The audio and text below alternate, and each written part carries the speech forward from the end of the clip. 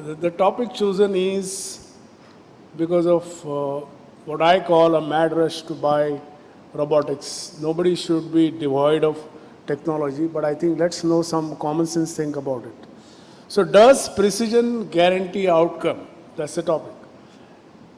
I am impressed by this paper, and I think this Loner's review article from Journal of Arthroplasty clearly says the results after robotics are far superior in uni than total knee replacement. It's a game changer for uni. And how is that possible? We'll see a few slides from now.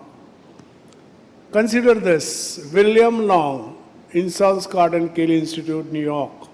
30 years of traditional IB2 conventional mechanical access have shown 94% survive. Can robots do anything better? Friends, as we talk today, it's 40 years now and survival is 65%, not bad. So this is just reviewing what we already know, conventional, jig-based, totally, CAS, robotic, PSI, AI and predictive analysis. This is all technology, technology and technology. Nothing bad about it. What is the problem? Knee replacement, 15 to 20% patients are dissatisfied. That's the area of research because it is caused by AKP, anterior knee pain. Have we put our capital investment into area which is the problem and not in the thing which is already proved to be good? So what is precision? Precision is better radiology, mixed functional outcomes, no consistent long-term benefits. Chase, precision or PROM. For me, PROM. For you, PROM. For Dr. Wakankar's talk, everyone, PROM. Higher end technology is used in this moon gadget which is being sent within 3-4 months from now. There the half a degree matter. There, what is a half a degree?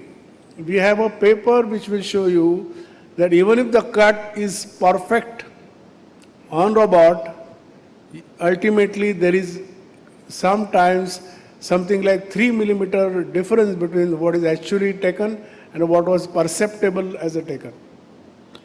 So what is the precision in total knee? The axis, ensuring vein line stable, component positioning, soft tissue balancing and reproducibility. For lack of time, I'm just rushing through. Promise of technology, anterior knee pain. Please go through all these articles. Anterior stuffing, patellar mal-tracking, component malpositioning, so many ways. The problem area is patella and extensor component. Where are we addressing to the condyles and normal cut? Does it make sense when it is already proved successful?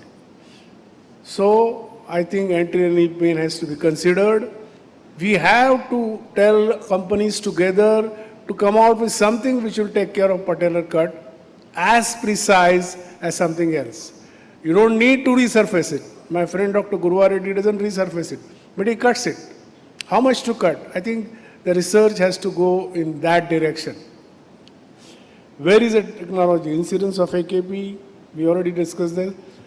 Newer way of understanding knee axis and alignment, kinematic, CPAC, whatever. We have a robotic arm which supports and supplements the particular wish and desire of a surgeon and a patient.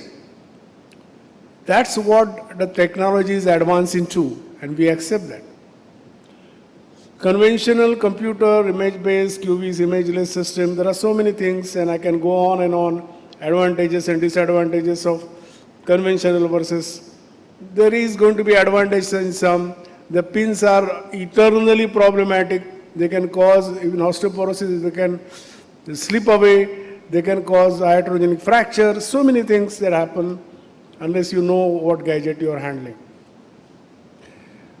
Better radiology. I think every radiation sensitive surgeon will be aware how much time I'm exposing to radiation. Cost, CT scan,